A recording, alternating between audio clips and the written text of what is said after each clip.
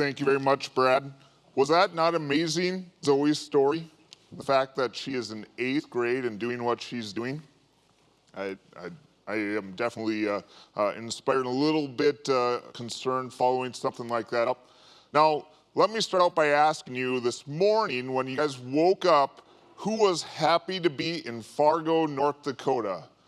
Right? So the lights are a little bright. I see 0 hands. So that's a little unfortunate. I love North Dakota. One of the things I love about North Dakota is the seasons. So my grandma actually lives out in San Diego. I call her up, and I say, Grandma, what's the weather? And she says, 70 degrees and beautiful every single time. Now, that just seems a little boring to me. We get variety here. I went out and I shoveled my driveway. I don't have to go to the gym today, so I'm super excited about that. Now, another reason that I love North Dakota, and I love the state, is because of the slide up here. Computers and software are changing everything.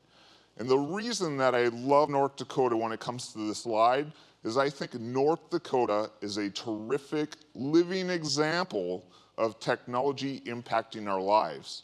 Now, whether you look back at my old family farm and the technology that's get used out there every single day, or you go out west to the energy field, which is really an energy revolution that's happened here right in our backyards in North Dakota. That's all technology. And I love the fact that North Dakota is an example of that. But what is the problem? So I don't think I need to talk to this group about why technology is important or why computer science is important. But the fact is that 9 out of 10 of our parents of students are very interested in our students learning about computer science. But less than half of our schools actually have any computer science or technology programs available to them. Now, before I get into the meat of this discussion, I want to take a few seconds here to introduce myself for those that don't know. Jen did a terrific job introducing me, but my name is Jeremy Neuharth. I've actually spent the last 15 years professionally working within the sector. In other words, I focus working with technology and banks over the last 15 years. I currently own a small business by the name of Sycor. We write some software for the banking industry. And most importantly, I'm president of technology or TechND. For those that don't know what TechND is, we do 3 main things. The first main thing is we are a policy advocate. In other words, we go down to Bismarck and we make sure that our state has solid policies in order for us to be successful or allow us to be innovative, those type of things in technology. The second thing that we do is we are a fighter for workforce. So things like internship programs, apprenticeship programs, our pay down program for student loans, those are the type of things that we have fought for that help attract more workforce. And I'm going to be talking about workforce here quite a bit in the next few slides. The last thing that we do is we're a general technology champion. So things like doing the state of the IT, doing award programs, having networking events or attending network events, anything technology, we are here to help celebrate. Now, I want to get into the meat of what I'm going to be talking about today, which is actually computer science and cyber sciences. In other words, how to use technology and how to use it securely. And that second part is important and a little something that's unique here in North Dakota. But before we get into that, I want to talk through a couple of misconceptions that we have when we start talking about computer and cyber sciences in education. The first one is some might think that our students should learn to code. In other words, you'll have people arguing, hey, we need everybody to be writing in C# or we need everybody to learn how to write in Java. Now, what I would actually say, or what we think, is our schools should teach computer science. So coding is a tool, and it's used as part of computer science, just like words are a tool within English, and arithmetic is a tool within math. So let's not just focus on the tool, let's focus on what computer science actually is or what it can be doing for us. Another misconception, computer science is just about learning technology. Again, building off of that last misconception that we had, it is bigger than just code. It's bigger than just technology. We actually believe computer science is about learning logic, problem solving, and creativity. It's the process of critical thinking about how do I take this process and improve it, and it might use code, it might use software, it might use technology, but that doesn't mean it will use technology. Case in point, so actually the first computer was built, and this is a lovely picture of it, a little bit bigger than your micro PC that fits on your desk nowadays, but it was actually built in 1943. So if we go back 100 years before that time, the first computer program was built in 1843 by a lady named Ada Lovelace. So we need to focus less on the mechanics or the details of it, and that the foundation of what computer science and technology can do for us.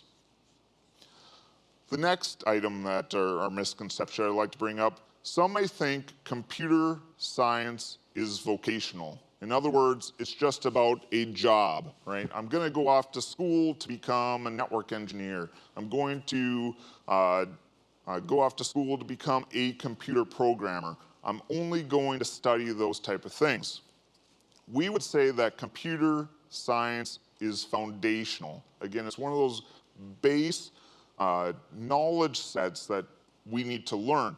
Some are starting to call this the digital literacy gap, instead of just saying, computer science or computer and security type thing, but it is a foundational thing just like math or English is. Because the reality is technology affects us in every single field. It doesn't matter if you are a nurse working in healthcare, if you are going out to the farm, if you're on your roads and autonomous vehicles. Actually, a short story about that. I was actually out in Bismarck and we were talking about autonomous drones and the shortage of truckers, specifically out in the oil patch. And one of the things that they're really pushing out there for is how can we use autonomous vehicle technology in North Dakota in order to be able to move around the things out in the oil. So again, energy doing a ton of innovative things. Doesn't matter if it is out on the family farm yet again. I actually took my son out to the farm this fall. We're city folk now, even though I grew up on the farm. But I love to take my kids out to the farm to bring us back to our roots and say, hey, this is what Dad did when he grew up, going out there and working on the farm. It's a little bit different. I was out there picking rocks, put them in the back of the pickup and those type of things. We got to sit in a nice cab with a little buddy seat over here, and we got to flip a bunch of switches. But that's how different the world is out there in the egg space. That's not talking about smart sensors and all of those type of things. So technology affects us in every field. So we got to quit talking about technology like it is just software developers, it's just network engineers, it's everywhere.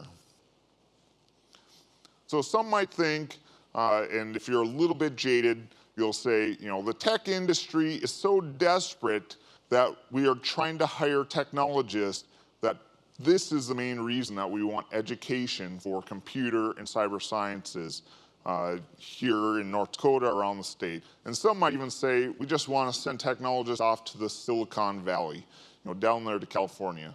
The fact is, or the reality is, that every industry, so it doesn't matter which one of these conferences I go to, I work in the banking industry, I talk to a ton of banks, they are also looking for technologists. So every industry is desperately trying to hire technologists everywhere. Now, one of the things I'll say that we have going here in North Dakota for us that is extremely exciting, and that many of you might not know, is a number of years ago, we talked about the Dakota Fiber Initiative and connectivity and infrastructure. Well, after a lot of investment by a lot of our service providers and right-of-way type of things, we actually have between the first level of access or the fourth, depending on how you want to measure it, across the entire United States for access to ultra high speed broadband internet. In other words, if you go across every other state in the US, it is North Dakota that's either between number 1 and number 4 for access to high speed internet. I mean, I can again go out to rural North Dakota in my farm and I have access. If we can leverage that infrastructure, I think that's a huge advantage to us, not only from an economic standpoint, but just access to world markets. Now, the next slide I put on here specifically because we are a rural state. When we talk about all of our rural schools, it's actually interesting that 83% of parents and 64% of principals in rural and small towns, when you break it out that way, believe that offering computer science, and I would also add on there cyber sciences, so how to do it securely, is more or is equally as important as the required courses that they have today. In other words, they are still identifying it in those rural areas, in those Class B schools. I like to put this one in here just because it's always one of those interesting things when you're talking to the younger generation. You're saying, hey, why do you want to go into technology? Why do you want to learn computer science? So actually the value of computer and science cyber education. If you have a computer science background, you can actually earn 40% more over your lifetime than an average college grad. So there's a huge market opportunity for that, not even talking about job openings, all of those type of things. So the last point I want to make here actually ties in really well with what Zoe was talking about in this misconception. Some may think the problem is about STEM, and we hear about science, technology, engineering, and math a lot, or some will even say STEAM, so science, technology, engineering, arts, and math. So they'll say we need more of those items. And why are we trying to focus just on computer and cyber sciences versus overall science, technology, engineering, and math? So we would definitely say that STEM is important, and we're not against continuing to push STEM, and those are critical things that we need to be thinking about. But when we look at the actual problem within STEM, the problem is actually in computer science.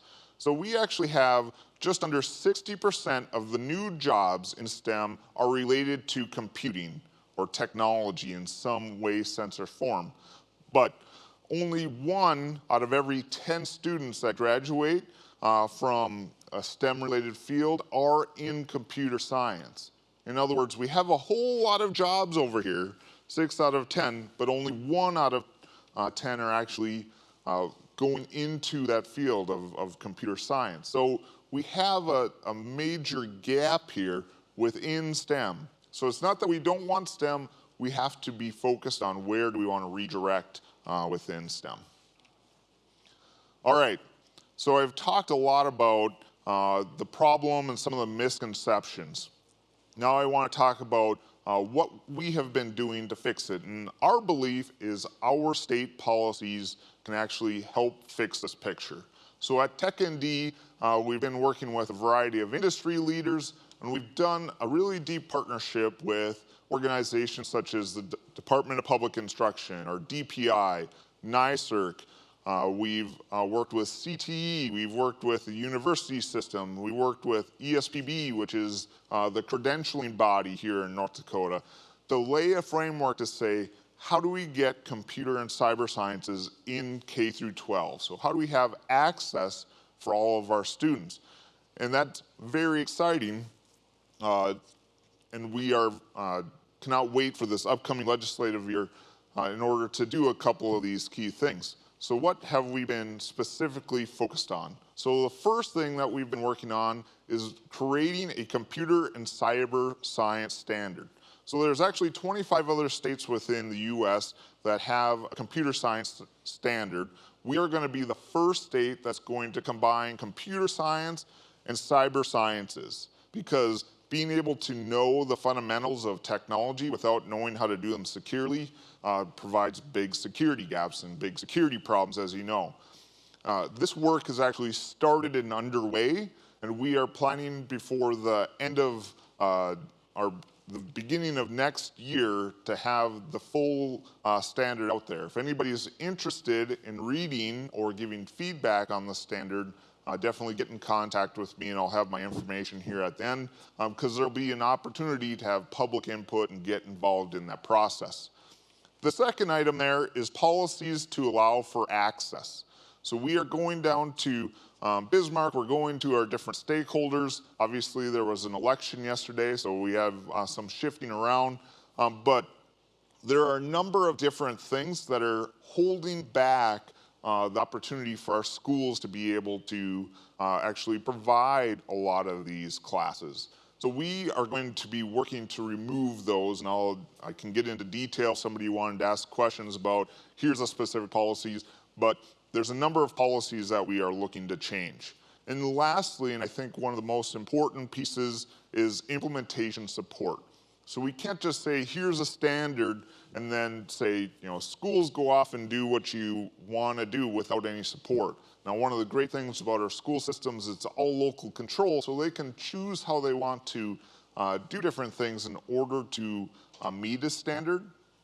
But we want to provide here's an opportunity to certify your teachers. Here's different school or coursework that you can provide. Here's, if you don't have the teachers, here's a way that you can partner with the tech industry in order to have some co-teaching type of thing. So there's a ton of implementation support that we need to provide our schools after we're doing that. So those are the three key things that we are working on at TechND in order to make this successful. Now, what we've learned from other states that have made some headway in this is when you have access to the classes, enrollment goes through the roof. In other words, the biggest thing that's holding back this is actually just having the coursework or the classes available. And this includes female students, and it includes underrepresented, I can never say that, minorities. So as soon as we have access, the diversity problem that we've talked about, or even Zoe was talking about, already is improving a lot. So if we get these pieces in there and we can implement the support, we should be able to successfully raise our numbers quite a bit. So fundamentally, going back to the problem, we have this major gap between people wanting access to computer and cyber science classwork or education, but the majority of our schools not teaching it. And in order to fix that, we've done a number of things, including actually working with even the governor's office. So one of the things that was pretty exciting for us is out of 17 governors that have signed up in partnership for Governors for Computer Science, you can see our governor there, Doug Burgum, is one of those individuals. He is one of those key individuals, but I don't want to take away people like DPI, ESPB, and even the university system also supporting these type of items, because we need the whole entire ecosystem in order to do it. So we are making a lot of progress, but in order to actually get past the finish line, we still have quite a bit of work left to do. So my call to action for all of you, anybody that is interested in actually making an impact, making a difference in this area, in order to allow for computer and cyber sciences to actually be taught in all of our schools here in North Dakota, and I think ultimately giving our students a leg up on all of the other states, we would like you to join our coalition. You can see on there is our website, you can email or you can call the office and you can say, how can I get involved? We have everything from fundraising efforts going on, all the way to I want to be somebody that wants to go into the school and talk to them. We actually have an initiative where we are working on doing Hour of Code, in every single school districts in North Dakota. So if you, or every single school in North Dakota. So if you just want to take an hour and work with some students in your local school district on teaching some code and working through some code, we even have opportunities for those. So we have a wide variety of opportunities. If you want to get a hold of me personally, my information is there as well. So with that, I want to thank you. I think that we have an excellent opportunity at solving our digital skills, our computer and cyber sciences gap.